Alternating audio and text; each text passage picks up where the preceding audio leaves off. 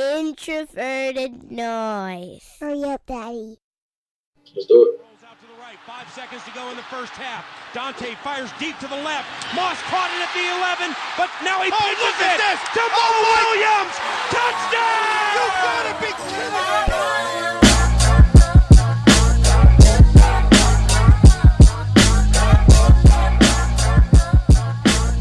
All right. Welcome back to another episode of the Climbing the Pocket podcast. I am your host, Jason Brown. You can find me on Twitter at BrownJason. And this is a very special episode for us. It is episode 100, which is crazy. As JR put on Twitter a little bit ago, or a little bit earlier today, it's crazy that, we started off with just a quick conversation in a group message, turned into this, which then turned into a website and a podcast we've then done this many episodes of. So just before we jump into everything, I want to say thank you to all the listeners, all the people who've contributed to the podcast, the website. I guess the haters too, the people who, get angry at us, call us the podcast brigade, whatever. Everybody, thank you for being along with us for this ride thus far. And with all that, I guess, said out of the way, let's jump right into it. Let's get to it. So, JR, my man, I know you got to be busy right now. How are things going? How you doing? How you holding up? I'm good, man. The big day is on Saturday, but I'm good, man. I'm not nervous or anything. I rarely get nervous about stuff. You say that right now. It is what it is at this point. Okay. Well, I mean, obviously you got, more important things, I think. I think than like the NFL draft or football, on your immediate horizon there. But are you working on anything? Any projects? Anything going on to keep your mind busy between now and the big day? Everything is about the win right now. You're a smart man, starting it off on the right foot. Good stuff, Mr. Gorham. I mean, I guess I feel like it's like a month of big things for the Climbing the Pocket crew right now. How are things going in the new crib with the new internet? New TV? Things are great, man. Finally getting settled in. We've been here about a week, and then next Sunday is my 1-year wedding anniversary. So a lot of exciting stuff going on. And I noticed you didn't say anything about that last piece there. So what's up with that TV? Huh? It hasn't happened yet, but I'm working on it. Okay, work on it. Keep working on it. Like I said, it's my 1-year wedding anniversary next Sunday. So there you go. Hey, that in there. I like how you're doing it. And as I told you guys, the reason I came on a little bit late today is that I was trying to get the kids to bed. And before I go to Yinka here, I'm just gonna let Zoe say hi since she snuck out of her room to come down because she heard I was podcasting. So hold on one second. Zoe, say hi. Hi. All right. Do you guys hear? Hold on. Who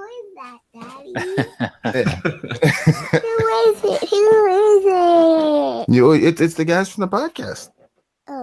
Oh. Okay. So can you say good night? Good night. All right. So go on up.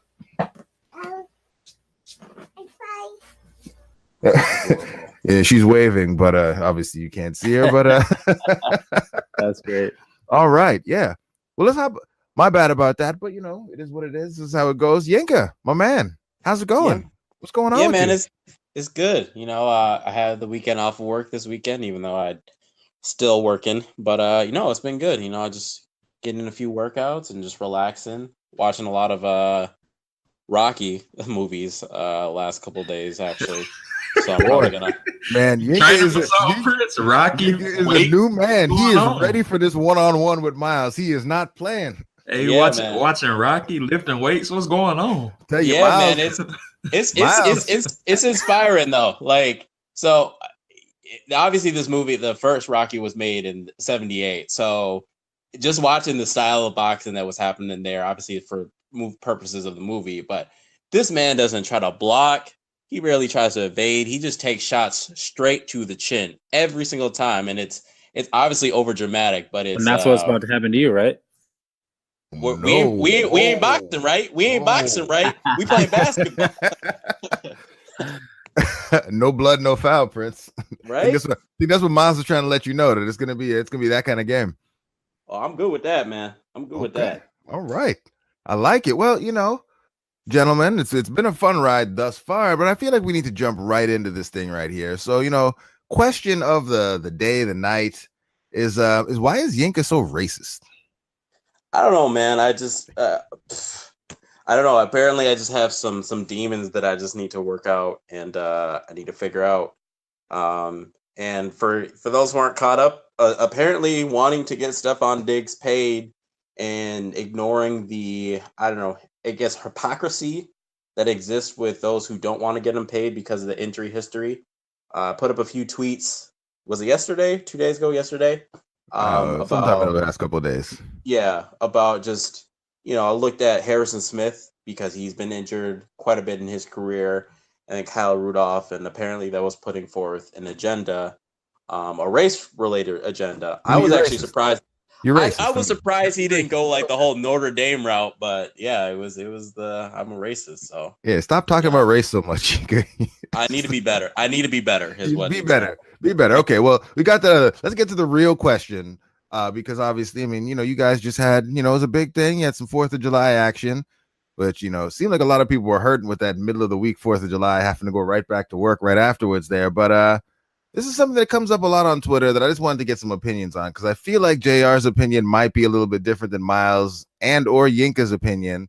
Maybe not Miles. Miles got roots that go down to the south. But JR, from your perspective, what qualifies as a barbecue? Well, in North Carolina, we eat barbecue. We don't call events barbecues, though. Everything is a cookout down here, no matter what you cook. So it doesn't matter what you cook. You throw some hot dogs on there, it's a cookout. But barbecue is the food, slow and low, ribs, all that kind of stuff. Yeah, well, the part of North Carolina I'm from, I've never heard the term barbecue besides the barbecue that you eat. Everything we call is called a cookout, no matter what. Okay, all right, Miles. I guess round your way. What's barbecue? What's barbecue? Is barbecue just anything that comes off a grill, or is it kind of like JR saying where you go and you're getting some some ribs or some brisket or something like that? Yeah, I think it's definitely a combination where I think, some people, not myself personally or my family, but like people who are grilling, they call it a barbecue. Don't ask me why, because I call it grilling or a cookout, kind of one or the other, because I'm grilling food. I'm not barbecuing anything unless that's my plan is to barbecue something. So for me, we just call it grilling. If we're having people over, hey, we're gonna grill out, do something like that. If I'm gonna make barbecue, that's different because then I'm actually doing something with barbecue related food. So, okay, Sexy Prince, how about you? Barbecue. What is barbecue? Kind of what JR described, where it's just the food, or I guess round your way is barbecue just anytime you have some people coming in your backyard to eat some food off the grill. Yeah, it was pretty synonymous with cookout and whatnot. So oftentimes it would just be be called the barbecue or be called a cookout. So just a normal gathering of a lot of Black folk who they would be grilling and just lots of food and whatnot. So just kind of a get together. Okay. All right. Well, we got some questions here, some other questions. We have our usual question, but we got some other questions that came in. We asked for some questions from the listeners, folks on Twitter, and so we have a couple here to run through. This first one here, kind of ironic since I was the one that was late today. Of the first 100 episodes, how many of them did Yinka make on time? JR. 2. You lying? That's what it's saying. Like, you lying? The first 75, it was rough. Does that include this pod too? I mean, Yinka was here on time today. That's what I'm saying. Does that include this pod? That's what I'm saying. The first 75 were rough. He's been on a good streak lately, though. He has. I'll give him that. Okay. All right. Yinka, what's your number? I'll give you a chance to stand up for yourself before we move on to the next one. Okay. If you say 100%, I swear to God. 75 was a little bit of an exaggeration, but I would probably say I was on time for, I'll give myself like 35. Okay. I was on time for. All right. That's not too crazy. That's terrible.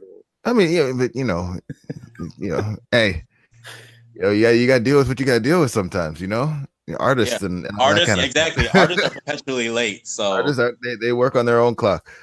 All right, next one here from Eli Skoll Seas. Have all four of you ever actually met in person at the same time? That's the easy one. I'm going no. No, we have not. Me and Yinka are the only ones that I met.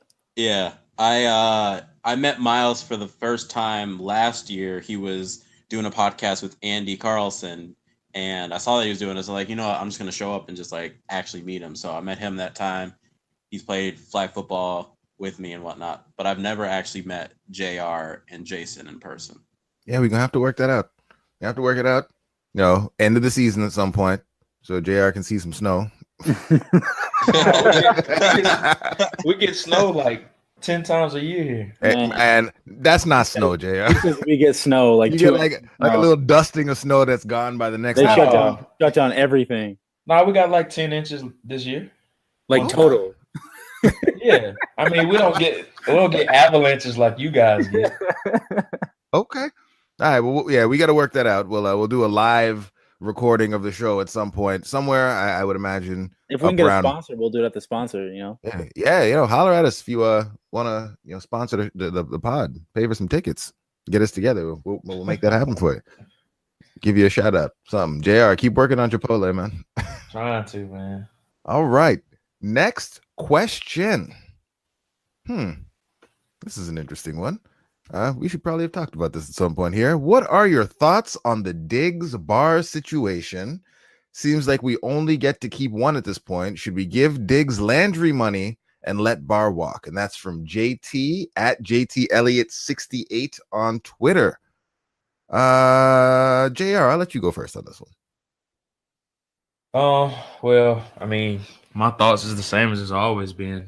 I think Stephon Diggs should be the priority first, and then Anthony Barr should come second, because I think Diggs is more important to what we try to do offensively as opposed to what Barr does defensively, and that's not a knock against Anthony Barr. I just think Stephon Diggs' ceiling is a bit higher as a receiver than what Anthony Barr's role or potential is as a linebacker, and I think the world of Anthony Barr. I think a lot of fans ding him for improper reasons. I think he's a phenomenal player, but he's had some rough patches to this point, and I think he's overcome those rough patches. And on the opposite end of the spectrum, I think the world of Stephon Diggs too, and I think he's been phenomenal, and the whole injury thing gets overblown. And I just think he has elite potential, and we've already seen flashes of it to this point. So I would prioritize Stephon Diggs over Anthony Barr right now. Okay, and I know kind of after the last pod, I think it was Matt who hit us up on Twitter as he felt that we were disparaging the point of view of those who felt Adam Thielen should get paid. And Miles, I know you went into great detail to lay out the nuance of the position that you were really actually speaking to. So, Miles, as it pertains to Diggs, Barr, all of that stuff, if you could hop in, give us your thoughts, but also kind of, I guess, the more nuanced take around why Adam Thielen shouldn't be part of the conversation, and then why it is so important that we get Stephon Diggs locked in. Yeah, I'll start with the Diggs Barr scenario. I think Diggs should be the priority.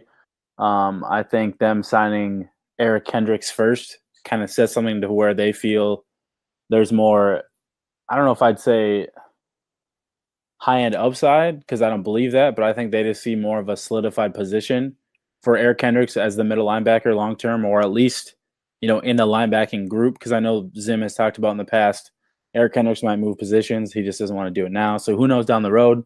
But I think, Anthony Barr, his main skill set is rushing the passer. And like I said on the last pod, if they're not really going to prioritize him doing that, I don't see him as he's a really good off-ball linebacker, outside strong side linebacker. But I think he's best suited, unless you're going to use him in more creative ways in this defense. He's best suited, in my opinion, as a 3-4 outside linebacker. That doesn't mean I want him gone. Doesn't mean I don't want the team to re-sign him. I just think in terms of priority, in terms of upside, depending on how the Vikings want to use Barr moving forward, I think Diggs is already the solidified player, and I think he's proven he's a top 10 player at his position. He's still young. He's got all that upside still to go. So I just believe, and in terms of importance for what you need, and having a guy like Kirk Cousins signing, giving him all that money, he's going to need as many weapons as he can get. So I think the defensive side really has all those core pieces in place And if you were to lose somebody, I think this defense could afford to lose a guy like Anthony Barr over the offense losing a guy like Stephon Diggs. So that's kind of my whole aspect of it. But then jumping back to the Adam Thielen situation,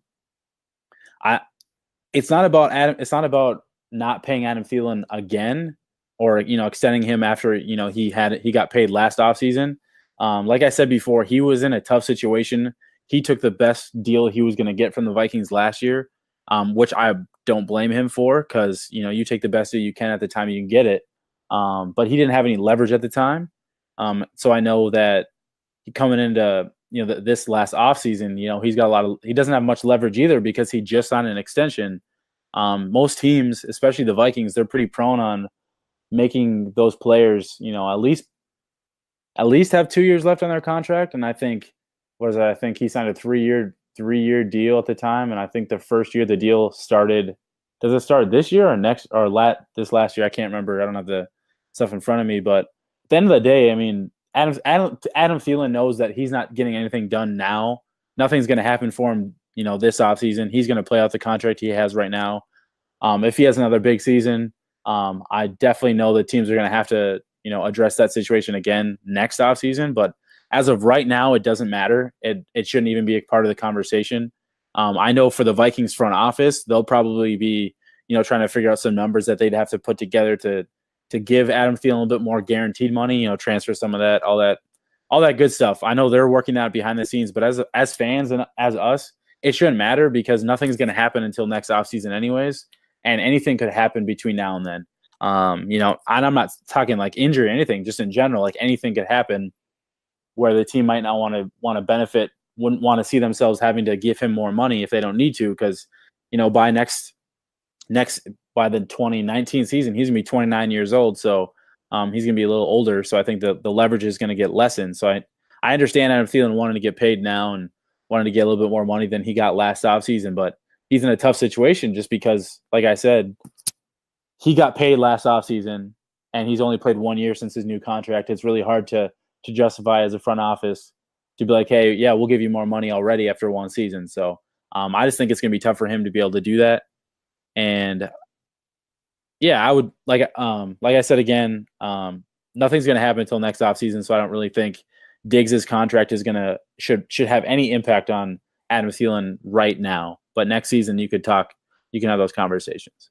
Yeah, no doubt. And I think one of the other points that was made, I think was JR who made the point a couple pods ago, is that, if Adam Thielen was to hold out, he'd be justified in doing so, and that we'd support him if he didn't hold out, because that's the one bit of leverage players have in these type of situations, is like, is their services, is their presence. And so it's one of those things. It's not a matter of not supporting Adam Thielen or not wanting him to get paid. It's just from a team perspective right now, they have him under control for another, looking at it right now, they have him under control through 2020, right? So he doesn't need to be at the top of the list of priorities right now, with Stephon Diggs' free agency being so much closer and the cap number for the franchise tag to keep him in house being so high. I think it was $16 million last year, and it's only going to go up next year. So I think that's really what it comes down to, is that, they're both top 10 wide receivers.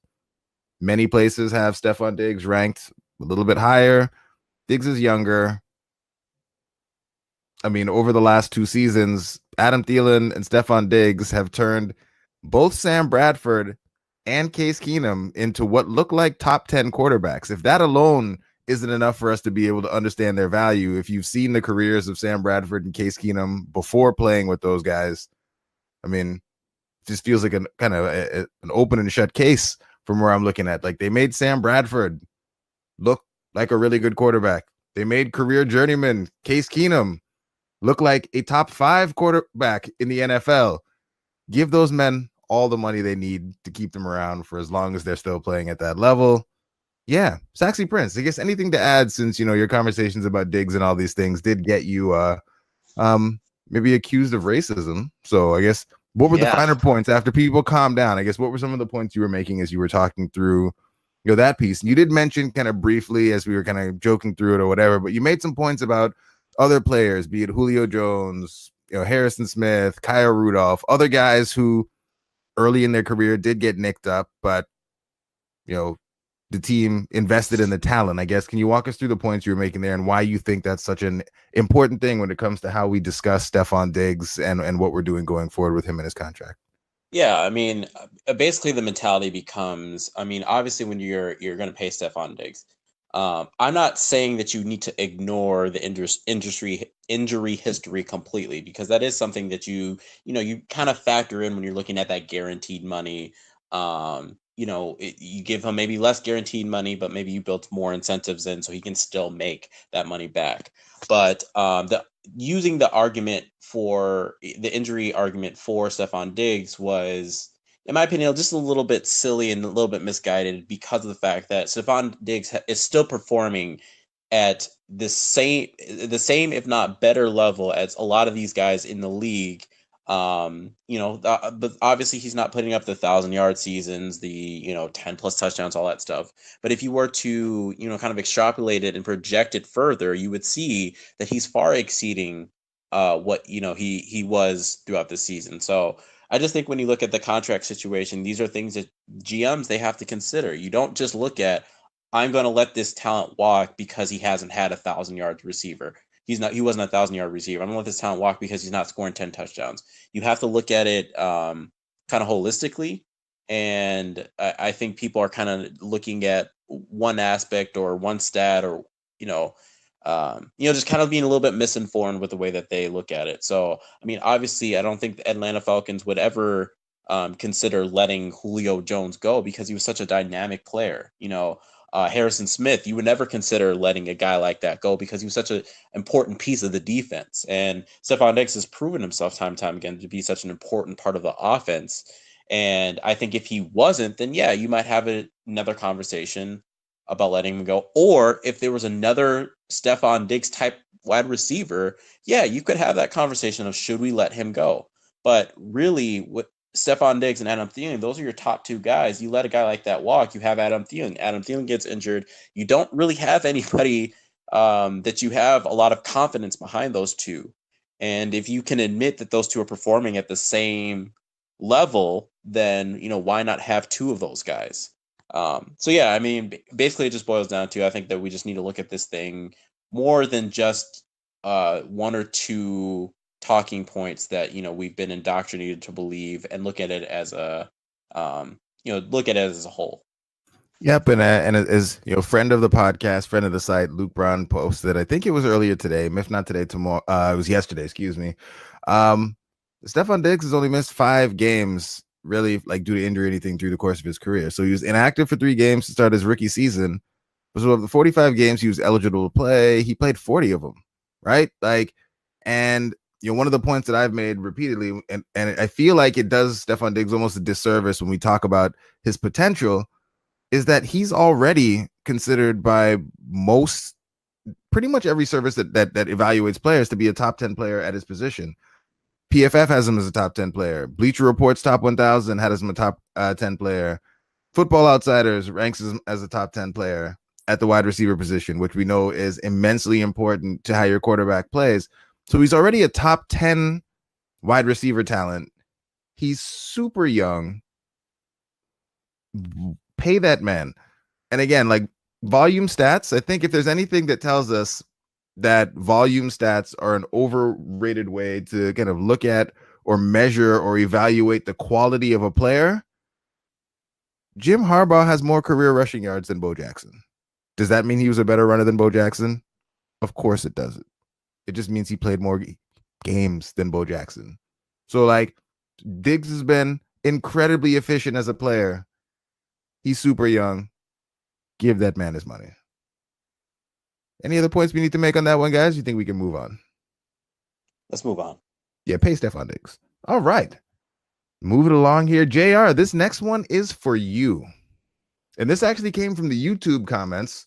So it's Alien Adkins said, JR, are there any good prospects in the upcoming supplemental draft?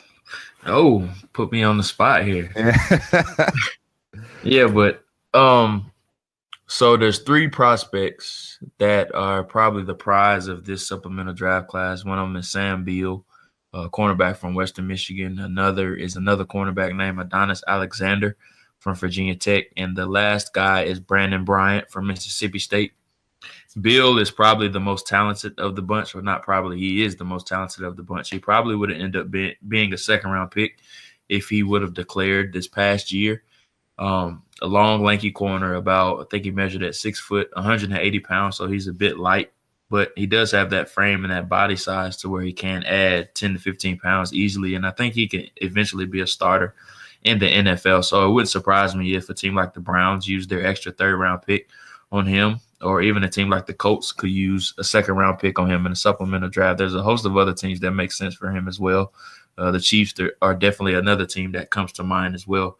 And John Dorsey was actually at his pro day last week, I believe it was, along with all 32 teams there as well. So there's a lot of interest in Sam Beal from Western Michigan.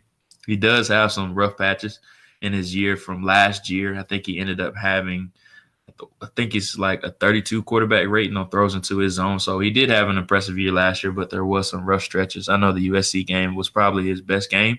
He ended up getting an interception off Sam Darnold. That was in the season opener last year. But after that, he kind of disappeared from time to time. And teams didn't really try him a whole bunch. But when they did, he did give up some catches here and there. But overall, he had a pretty good year for the most part. Adonis Alexander, he's listed as a corner, but I think he's a safety. He's about 6'2", right at 200 pounds. And he ran a 4.6 at his pro day. So he's a guy that's more of your cover 3 corner like the Seattle Seahawks were made famous for. In that mold where they don't really play a lot of man-to-man. They play more zone, and he's definitely more of a zone corner. But I think he's probably better suited as a safety because of how good he is in run support. He's not scared to come downhill and put his face on ball carriers when they do have the ball in open space. And the last guy is Brandon Bryant, the safety from Mississippi State. It wouldn't surprise me at all if he does end up going undrafted, but I could see a team using a 6th or a 7th round pick on him. He's probably going to be mostly a special teams guy early on in his career, but he could eventually end up being a depth guy, maybe a second guy on the depth chart, backing up a high-end starter on the depth chart. He has some stiffness to him. That's the biggest thing about him right now. He's probably a liability in coverage right now, but he's a guy that's best suited in that rover or extra linebacker role. It wouldn't surprise me at all if he does end up being a will linebacker type of safety, a guy. He's not very dependable on the roof of a defense that can just play sideline to sideline back there. He's more of a guy that's more comfortable in the box when he's asked to support against the run. That just seems to be where he's more comfortable. So Adonis Alexander, Sam Beal, and Brandon Bryant are the 3 prizes of this supplemental draft class, and it would surprise me at all if all 3 of those guys do end up getting drafted. All right.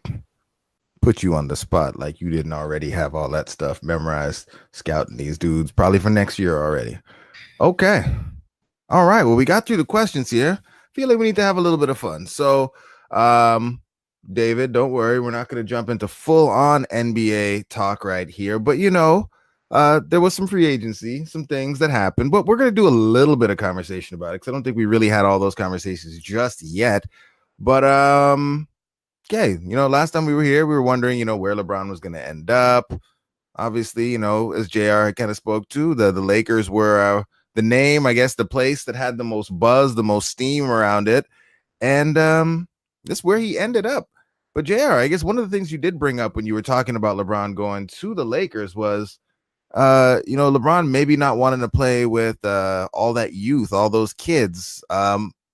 But, strangely, I mean, they brought in a couple pieces here and there, but it doesn't really seem like they've made those additional really bold moves that one would expect LeBron to typically make to round out a championship contender. I mean, they did bring in Finals MVP JaVale McGee. They did bring in Rajon Rondo and re-signed was it Kentavious Caldwell-Pope. Yeah. LeBron James plus those free agents plus the players the Lakers already have now doesn't really feel like a championship level team. What's going on with all that, man? Nah, I mean, they understand that this next season is a wash. Nobody's going to beat the Golden State Warriors, especially after they added DeMarcus Cousins. And LeBron understands that this next year is basically just a waste. And they're planning for 2019. There's a host of free agents that's going to be on the market. They already have their eyes set on Kawhi Leonard, whether that's via trade prior to the season or prior to the All-Star break or once he becomes a free agent. So they're treating this next year basically like a waste. They're just going to play it out. That's why they're signing all these guys to one-year deals, because they're just place fillers for this year. But that really surprised me because LeBron's career is winding down. I believe he's going to be 34 years old this upcoming season, and he's entering his 16th year. So he's chasing Michael Jordan right now, and he's really chasing Kobe right now too, as far as the rings, now that he's in LA. So I thought it was a strange move at first, but the more I thought about it, it makes sense because they're planning for the long haul and they're trying to maximize that backstretch window of LeBron's career, and who knows who they're going to bring in 2019. So I'm interested to see what Magic Johnson and Pelinka put together after this season. Yeah, man. And Kobe fans, they still really don't understand how to really process all this. You see old boy there on who I guess offered $300 for someone to go and deface the mural that was made in LA after LeBron showed up, and somebody actually went and did that. Somebody actually went and vandalized that mural because, LeBron can't be king in LA until he wins them something or something, says the Kobe fans. Which it's a wild time for folks in LA right now. They should be happy, but they don't want to be too. But they don't want to be too happy. Not too man, happy. It's a crazy situation, but it'll smooth over as the games play out, and once everybody sees him in a Lakers uniform and see how good he's going to do. Yeah, man, he's gonna be great. And Miles Yinka, JR mentioned it there, but obviously got to get some reaction from y'all on the Golden State Warriors adding Boogie Cousins. I mean, it came at great cost because they did lose Finals MVP JaVale McGee, but they brought in Boogie Cousins. What are your thoughts on the addition of Boogie to the Golden State Warriors? And have you already written your angry letter to Adam Silver? And when will you be canceling your league pass? I don't know.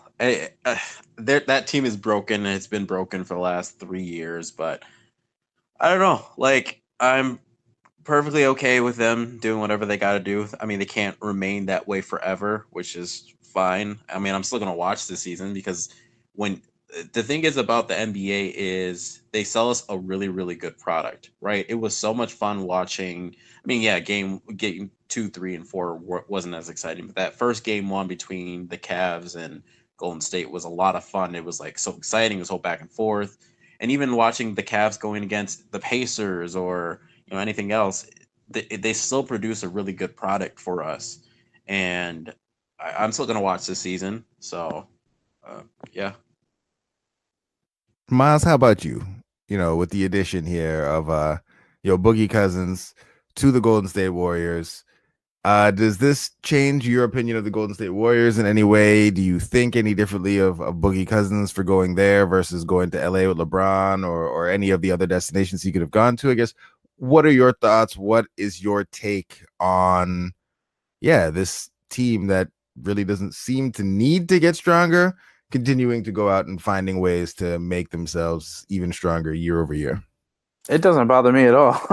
I mean, what do they say? What do they tell teams? What do we always tell our teams, our favorite teams, to do in the offseason? Get better, right? Yep. I know it's hard for us to justify the Warriors to getting better, but they upgraded over JaVale McGee with Boogie Cousins, and from the sounds of it, teams weren't offering Cousins any kind of money. So he went out of his way and said, all right, well, if y'all don't want to offer me some money, I'll just give the best team in the NBA a call and see if they're interested. And they, struck a deal on that, $5.3 million or whatever it is, the mid-level exception. Stealing. Yeah, and he won't have to do anything. He won't have to rush back from rehab. He won't have to do any of that. Like, he doesn't have to come back to work until like January. And it'll be like making a major trade during the season, or adding a free agent during the season or something crazy like that when they get him back. But he'll find his way onto that roster, and during certain matchups he's going to do his thing. And I think what he's going to be able to do with this is show his skill a little bit and be able to cash in next year. So I like the move for him personally, because who doesn't want to go win, whether it's quote unquote easy or not.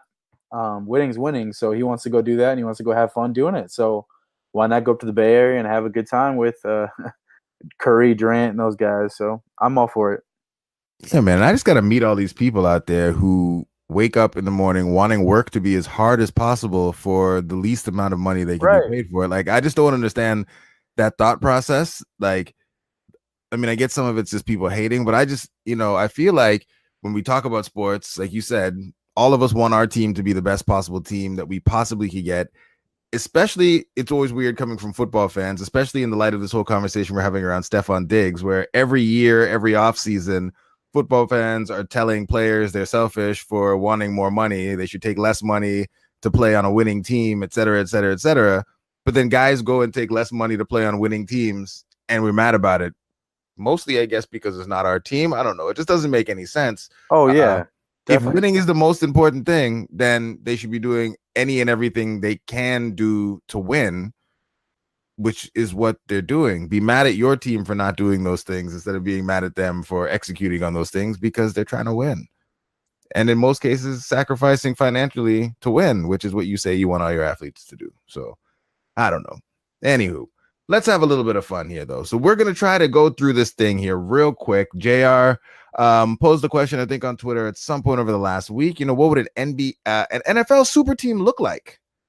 So we're going to do a quick draft here, and we're each going to try to build a super team out of available players in the NFL. So we're going to have one quarterback, one running back, 3 wide receivers, 1 tight end, and then you just get the full offensive line unit for a team. So Miles, you got the first overall pick here. So yeah, lead us off here. Who are you picking?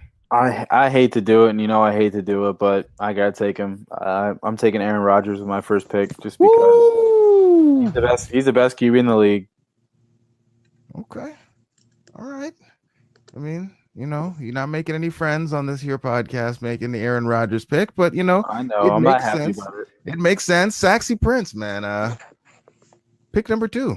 What you doing here, man? Who you picking?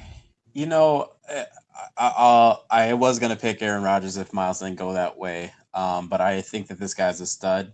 Also, he's still fairly young within the league. I know that we have a few guys that are on their way out. The Aaron Rodgers or the Tom Brady's, the Drew Brees, but I'm gonna go with another guy. I'm gonna pick Russell Wilson as my quarterback.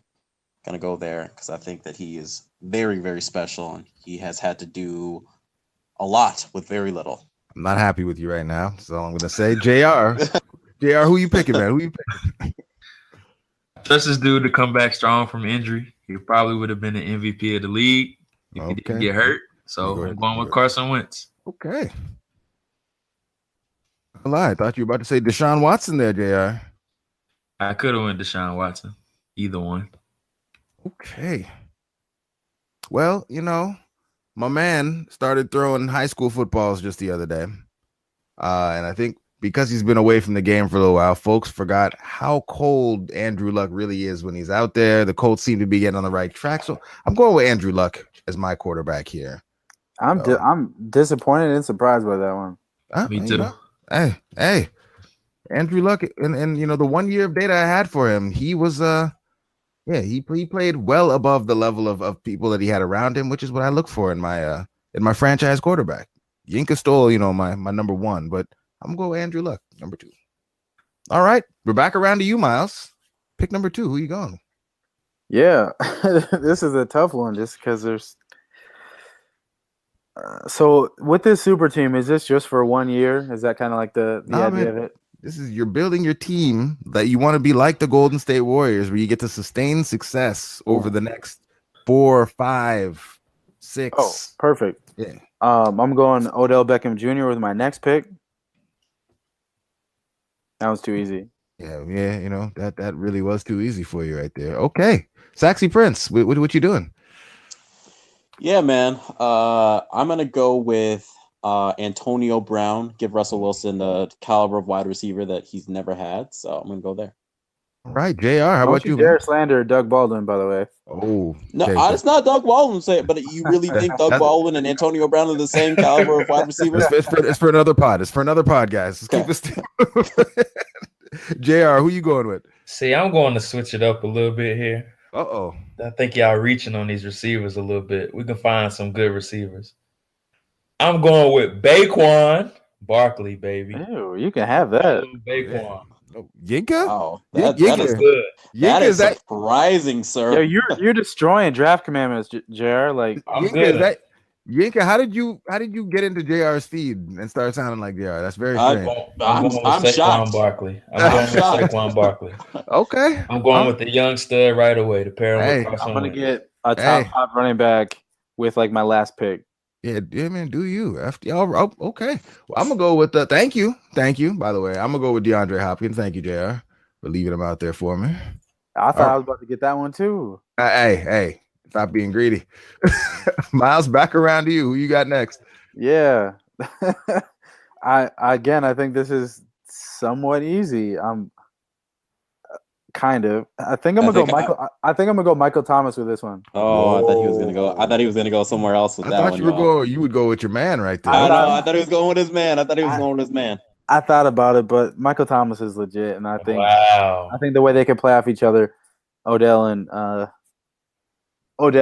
Michael Thomas, I'm all for it. Okay, all right. Saxy Prince, what are you gonna do then?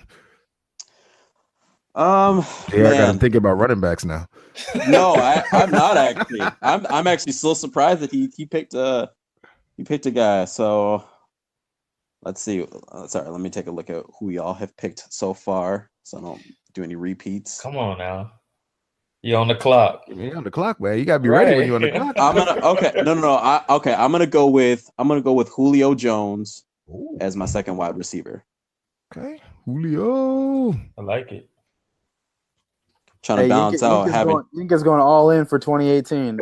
All in, baby. We winning. All right, JR, what you doing? Gonna break Miles' heart right here. Okay, well, Oh no. Gonna go with Keenan Allen, baby. Keenan Allen. Y'all know that was gonna be my pick too if he came back around. I couldn't pass him up again. All right. Decisions. Well, we kind of see how these things go here, where the tight end position is kind of a cheat code if you have, a top level guy. So I'm gonna go ahead, gonna break off the wide receivers here. Go with some Travis Kelce, because Gronk might be retiring and stuff.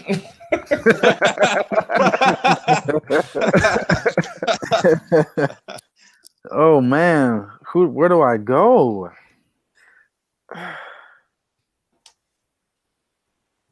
Yeah, I don't even know what route I want to go. I got Odell. I got my G threat in Odell, my do it all in Odell. I got Michael Thomas, my big possession guy. Oh man. I'm gonna go with my burner. I'm gonna get my burner in there. I'm gonna go T.Y. Hilton. Whoa. Okay, I like it. Wow. I got to spread it out a little bit. Wow. That is surprising. Okay. Saxy Prince, what you doing, man? Yeah, man. I really like what I have going here because I feel like you guys are not going to be able to stop my offense. So I'm going to go with another dude that we were just talking about on the pod tonight. I'm going to go with Stephon Diggs as my third wide receiver. I'm going to go with my guy. You ain't stopping that. You ain't stopping that wide receiver core. That looks pretty good there. JR, what you going with next, man? So, I've been taking some wild cards here. We reached for a running back a little bit, but we feel good about that. I'm going to go with Josh Gordon right here. Woo! Okay. I'm going to bet on him staying clean, and we're going to pair him with Keenan Allen. Hey, well, JR's picking first? No. All right, here. Well, I'm going to go with a veteran here, a little underrated veteran, but I'm going to go with my man, AJ Green. Bring him out, get him on the squad here. So that's always a good pick. AJ stays slept on, but he's still doing his thing out there. Miles, you back up, man. Yeah, I got my 3 receivers and my quarterback, so I think I'm gonna run to the tight end position and I'm gonna snag Zach Ertz. That was a pretty easy pick here for me. Hey, Zach Ertz, Saxy Prince. Dang, Miles. Let's see. Who do I want? I was going to think about getting a tight end here. But because my wide receiver crew is just so good, I am going to. I think I'm gonna go running back, y'all. I think I'm gonna go running back. Of course. And the guy who do I want though? I mean, there's so many options out there, y'all. Adrian Peterson. Okay, let's get that done. All right. I'm gonna go with. Oh, I'm gonna go. I know who I'm gonna go with. I'm gonna go with Mr. Todd Gurley from LA. Okay, all right, JR, you back up, man? And so I need my tight end here, and I need a guy that's gonna stretch the field. Jason, you already got your tight end, but I'm still gonna break your heart right here. I'm gonna go Evan Ingram. Ooh, okay.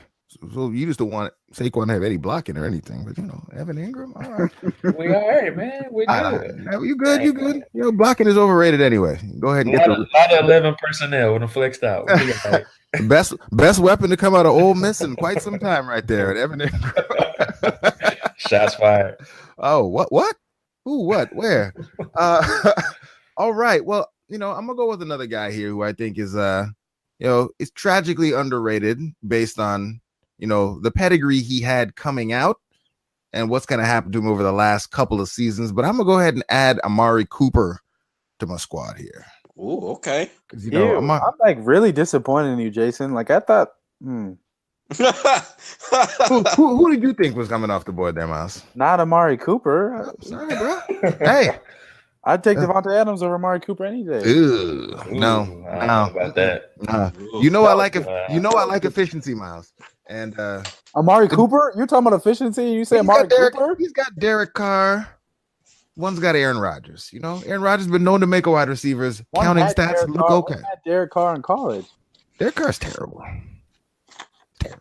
Anyway, you're up, man. If you would like to pick Devontae Adams, I mean, I can't. You can't. Yeah, I mean, you had some opportunities to take him, but he's there. He's still on the board. Yeah, I'm gonna make this easy on myself. I'm gonna go to the Philadelphia Eagles offensive line. Okay. What did I tell you? I'm gonna get a top 5 running back with my last pick. Yeah, you're right. Yinka, where you going, man? Yeah, I mean, Miles keeps jumping where I'm trying to go, but I was going to go offensive line too. I'm going to go with the Dallas Cowboys offensive line. Okay. All right. JR, what you got, man? So we need a final piece to complete this wide receiver core. And we're ecstatic this guy is still on the board because I need a burner. We're going to take the cheetah, Tyreek Hill, right here. Ooh. Special teams. They are going with the most boom bust lineup of all time. All time. All right. Don't care about red flags, baby. All right. Well, I'm gonna go with the Tennessee offensive line. Just I need that. All right, Miles, bring us home. Who are you taking as your running back here in the final round of this year's super team draft? I think this is the hard pick for me because it's between 3 guys, but do it, Miles. Really good guys available still. Because Jason, this is you too. You got to get a running back. Yeah. I just got to make sure I see who those guys took. He took Barkley. I'm likely gonna go here. I think I'm gonna go. Oh man. Do it, Miles. You know what you want to do. I'm gonna go Alvin Kamara. Oh, okay. I'm gonna do the do-it-all guy. I thought about David Johnson, but he's a little older. I said I'll take the younger guy. Okay. All right. Saxy Prince, where you going? I know we made the joke, but whatever. I'm going all in for 2018. He's still gonna be around, in my opinion. I'm gonna go Rob Gronkowski. Yeah. AKA Gronk. Around on my team. My team's still beating you this year, but JR, where you going next? So I'm gonna go with the Steelers offensive line here. Need to get an offensive. That's a good pick. Yeah, it's a very good pick. All right, and then gotta stay on brand. Make the last pick overall a running back. You could have got Amari Cooper here too. It's possible, but I'm gonna get David Johnson here, and I'm gonna be okay. So I'm gonna go with David Johnson, and yeah, I am happy with that selection. I didn't know you had such hate in your heart for Amari Cooper. What do you do to you, Miles? I like Amari Cooper. I just think he's overrated. What do y'all have against how did Le'Veon Bell go undrafted? We trying to build a team for the next couple of years. He's got he's got too much tread. Man, I figured Le'Veon Bell was still going to be available, and he was on the board for me. I was like, I kind of like Todd Gurley, but so that's why I went with him. He's just gonna hold out for me too, and I'm like, I'm cool, you know. Yeah, I mean, I like me some Le'Veon, but I feel like David Johnson has been able to do more with less around him. So y'all got them old dudes on y'all team too. We young, man. Whole team is 25 and under almost. I mean, we're good. Okay. I got a fairly young team outside of Julio's older. How old is Todd Gurley? Like 24. 24? Yeah. He's young. Yeah. I mean, that's old for a running back, yo. Yeah, it is. Stop. I mean, it is. I mean, did you get David Johnson? Did you get David Johnson? He's on the wrong side of the age apex. He was an old prospect. So is Le'Veon. He's hurt too. Most running backs, they score the majority of their points on the early side of actually 25. It's not really 30. That's to fall off the cliff. Ty Gurley is 23. I feel like he's been in the league forever. Oh man. Yeah. I'm good then. My squad. All right. Well, we got that done. We'll let the people vote, see what they think about how these teams came together here. And next thing we got going on here. Cam Chancellor, unfortunately, is retired from the National Football League. Neck injury knocked him out. And rapid reaction for you here. Quick answers. Not a lot of, really justification required. Cam Chancellor, JR, Hall of Fame, yes or no? This is tough for me. I'm going to say no. I just don't think his career was long enough. He only played 8 years. And, I mean, he was very monumental to that defense. And, I mean, he changed the monuments of the safety position. And I just don't know, man. It's tough. I think he'll eventually get in, but first ballot, no. But for me right now, I would say no. Okay. Miles, how about you? No. Okay. Wow. Sexy Prince. I want to say based on our standards, no. But I think because he was part of the Legion of Boom, he might get in. Okay, so that's a good segue. I'll say yes. That's a good segue there because it gets tough when you start looking at those defensive players and all that. I guess JR, we'll just go right back down the road again here. How many members of the Legion of Boom do you think will get into the Hall of Fame? 3. Earl Thomas, Sherman, and Chancellor will eventually get in. The other 2 will be first ballot. Okay. All right. Miles, how about you? I'd say 2. Like I said, I don't think Cam Chancellor gets in. I know stats aren't everything, but the dude's got 12 career interceptions. Okay. Sexy Prince, how about you? I say all 3. All right, I'm gonna go with 2. I think it's Sherman and Earl Thomas. For my money, are the ones that get in. I think it'll be tough for Cam Chancellor. Just there's a backlog, and like Miles said, it's not everything, but those stats aren't that. The Hall does look at volume stats. I think they've made that pretty abundantly clear, and his aren't that great. So I guess we'll see. All right, next thing here that we wanted to cover on this one here. Obviously T.O. made some folks real upset when he said he wasn't going to go to the Hall of Fame induction ceremony. JR, what was your reaction when it came out that T.O. was going to do his Hall of Fame acceptance speech at UT-Chattanooga?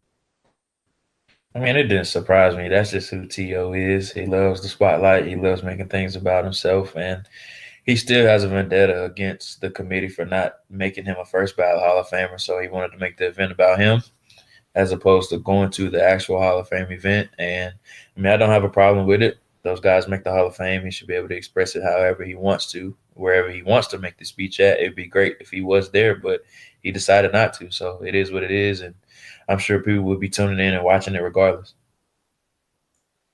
And do we expect T.O.'s speech to be more petty or less petty than Michael Jordan's Hall of Fame acceptance speech? It's probably more petty. More petty. Yeah. More petty. Yeah. Okay. All right. Miles, what are your thoughts? I don't really care. Like, I like T.O., but I mean, like JR said, he's just trying to do this for himself. Like, he just wants to bring more attention to himself and make this about him instead of the collective group of people going to the Hall of Fame. He's trying to make it, trying to put, trying to, shove it to the NFL, which isn't going to work. So, I mean, it is what it is. I'm off, like, you go be you. That's who he is. I mean, trying to break status quo and all that, but nah, I'm not. I don't really care. Okay. Bring us home, Saxy Prince. What are your thoughts? I mean, he's a wide receiver, so I don't expect anything less than this. So that's all I had to say about it. I don't really care like Miles very much. Boy, Miles, you just gonna let him talk about your people like that, or I mean, he's right. Yeah, no, it's true. Yeah. I just wanted to hear you admit that y'all didn't this.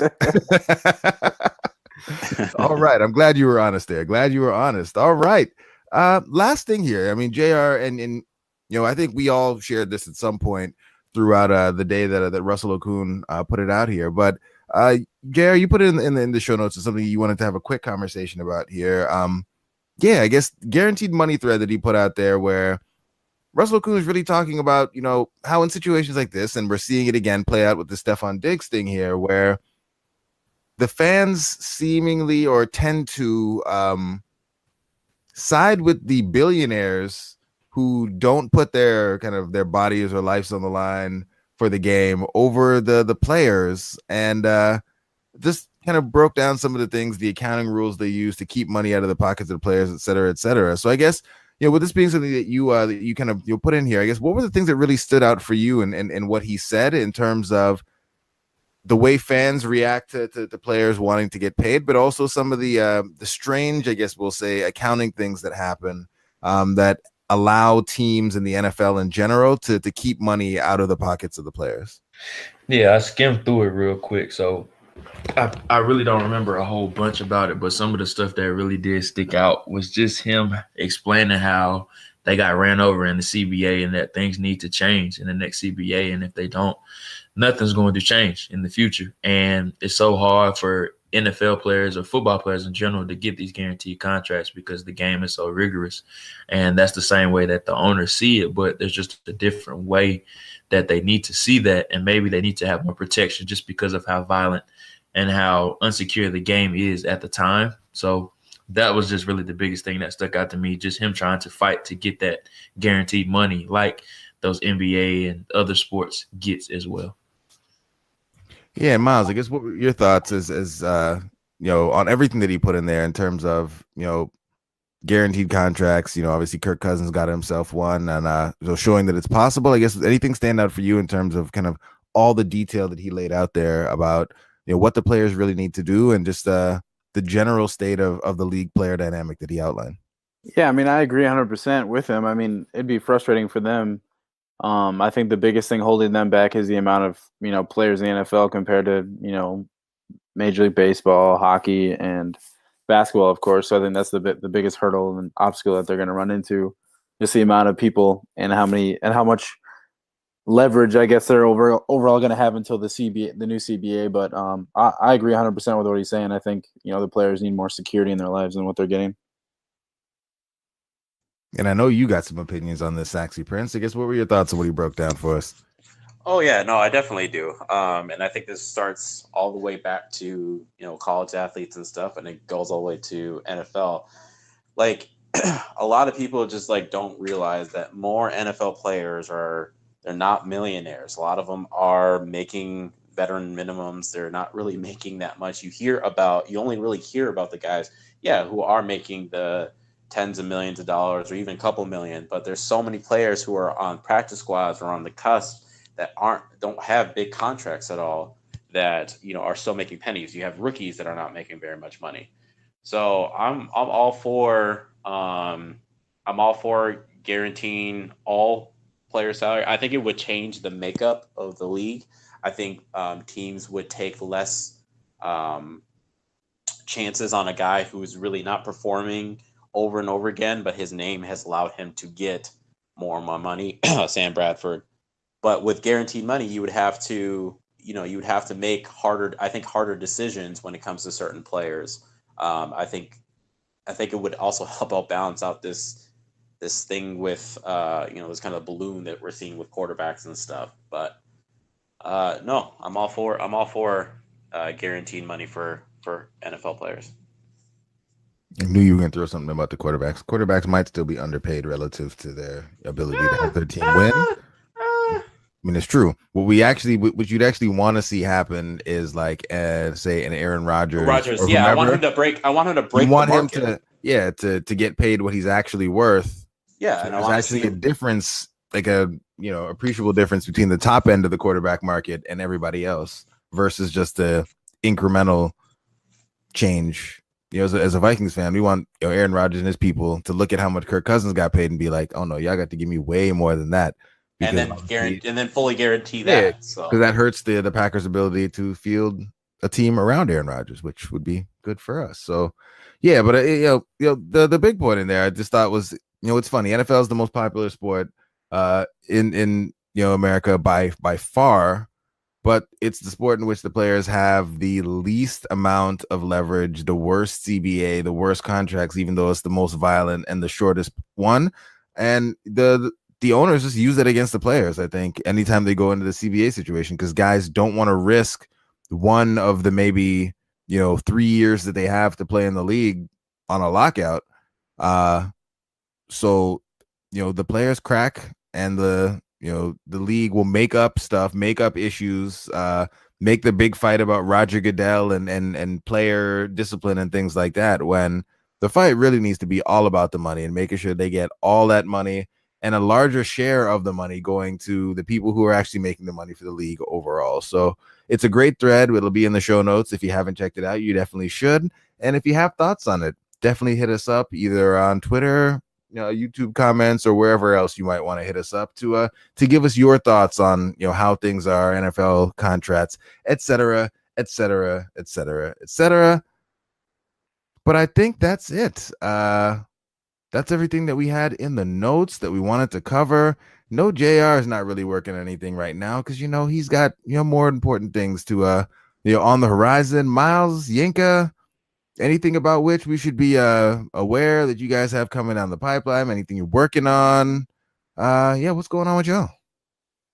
I'll be on with Andy tomorrow for Purple for the Win. So that'll come out on Tuesday. Nice. Saxy Prince, you gonna crash the party again, or are you gonna be back in classes? Yeah, I'm back in classes, so I'll probably be out for the next couple weeks. But it being our 100th episode, I did want to try to do some kind of giveaway, sponsored by the Climb in the Pocket. What's guys, help me out. What's a question or something that we can ask people to DM me with a response? Why are you so racist? No. How many times did Yinka watch Black Panther in the theater? That's a good one. There you go. How many times did I watch Black Panther in the theater? If the first person to give me an answer, I'll figure out what the prize is, whatever. But we'll get you something really nice. Cool. Well, all right. Again, this is episode 100. It's been a lot of fun doing all these episodes thus far. Listeners, thanks for riding with us this far. And we will we'll talk to you guys soon. Have a good one.